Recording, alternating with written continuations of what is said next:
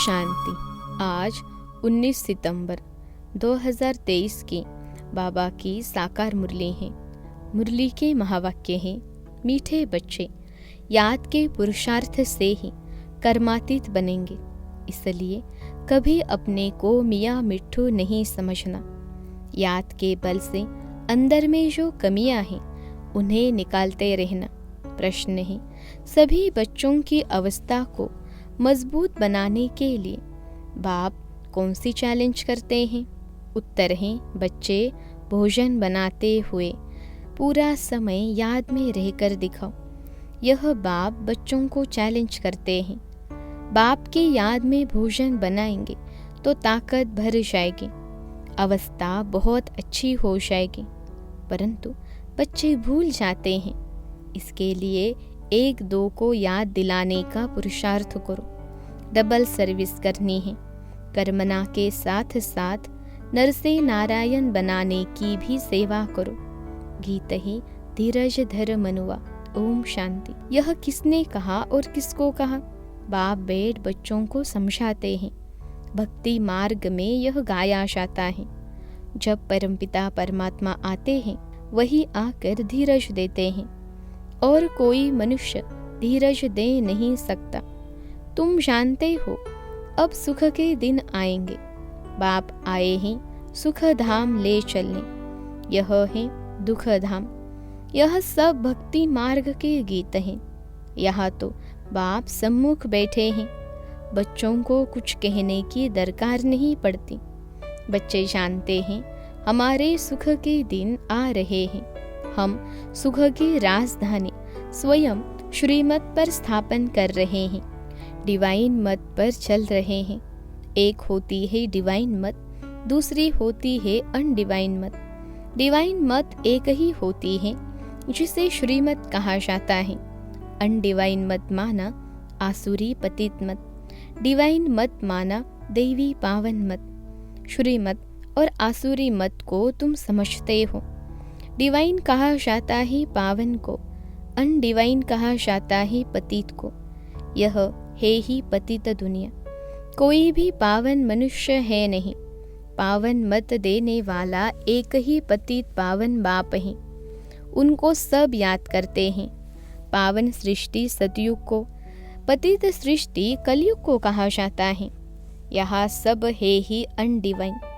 Divine father एक होता है। पतित दुनिया में कोई डिवाइन फादर होता नहीं।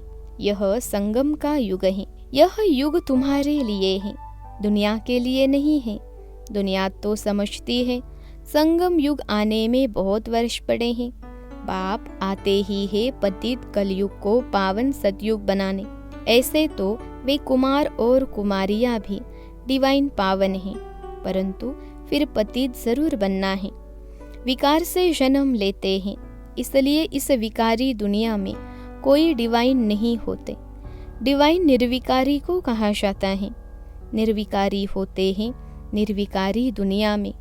वह है ही वाइसलेस, संपूर्ण निर्विकारी दुनिया। जबकि संपूर्ण निर्विकारी दुनिया है तो संपूर्ण विकारी दुनिया भी होगी। यह है संपूर्ण अनडिवाइन दुनिया। संपूर्ण डिवाइन दुनिया सतयुग को कहा जाता है। अब तुम बच्चों को डिवाइन फादर ने धैर्यवत बनाया है। डिवाइन जीव आत्मा कहा जाता है। सिर्फ आत्मा को डिवाइन नहीं कह सकते। आत्माएं तो निराकारी दुनिया में रहती हैं। डिवाइन मनुष्य होते हैं पवित्र दुनिया में। यह है ही अपवित्र दुनिया। अपवित्र दुनिया को पवित्र दुनिया बनाना यह निराकार डिवाइन फादर का ही काम है। तुम बच्चों को अब धीरज मिलता है। बच्चे, अब सतयुग आ रहा है। सुख धाम स्थापन करने में समय तो लगता है।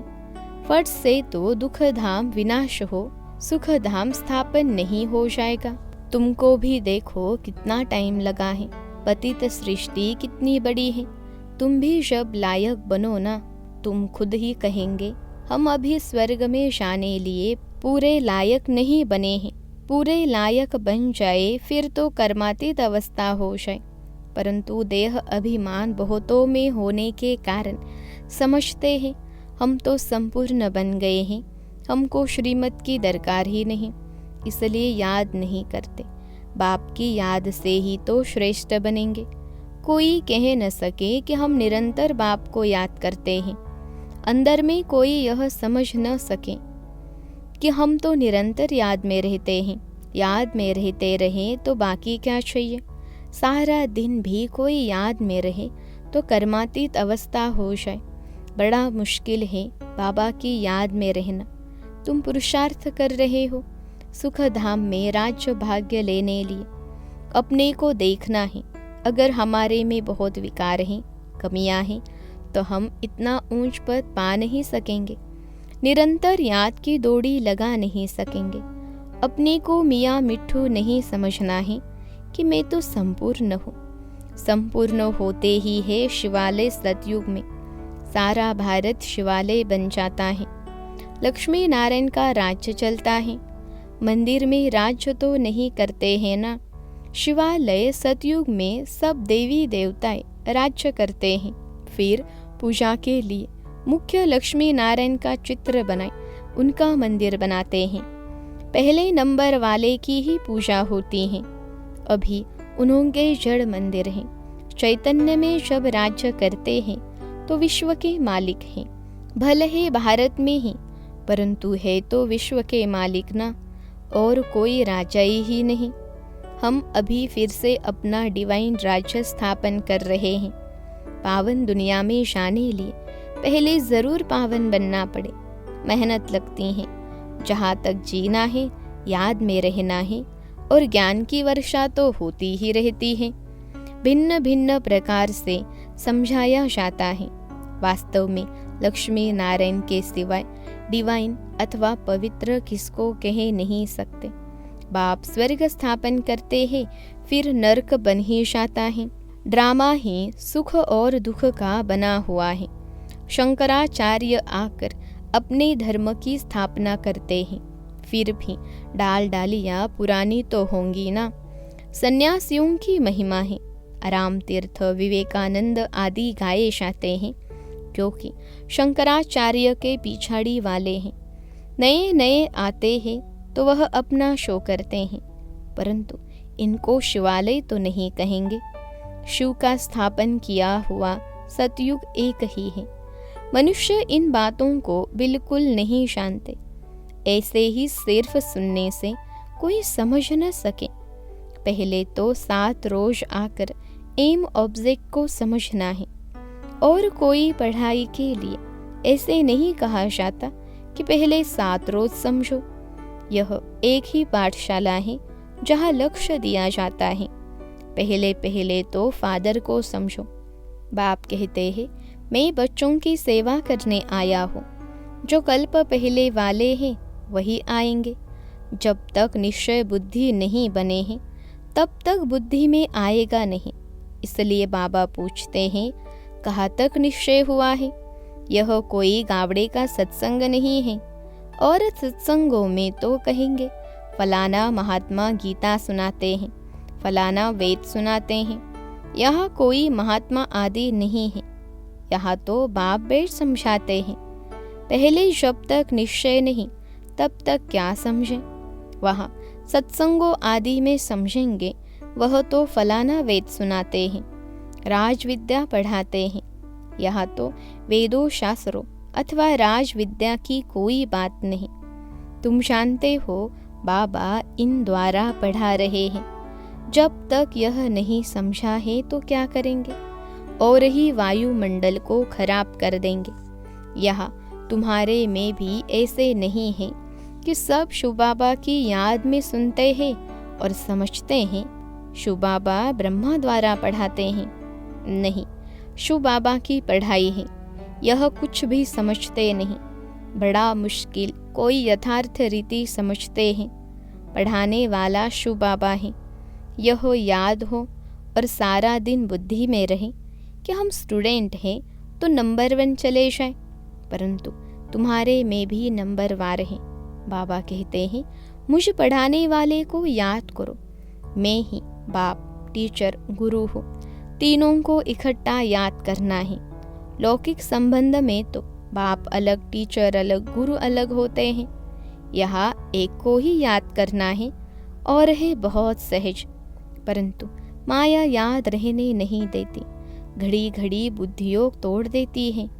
तुम बच्चे आपस में बैठते होंगे, समझो कोई मशीन चलाते हैं अथवा मक्खन निकालते हैं तो शिव बाबा को याद कर मशीन चलाते हैं। शिव बाबा की याद में बाबा के यज्ञ के लिए मक्खन निकाल रहा हूँ। कितनी खुशी की बात है।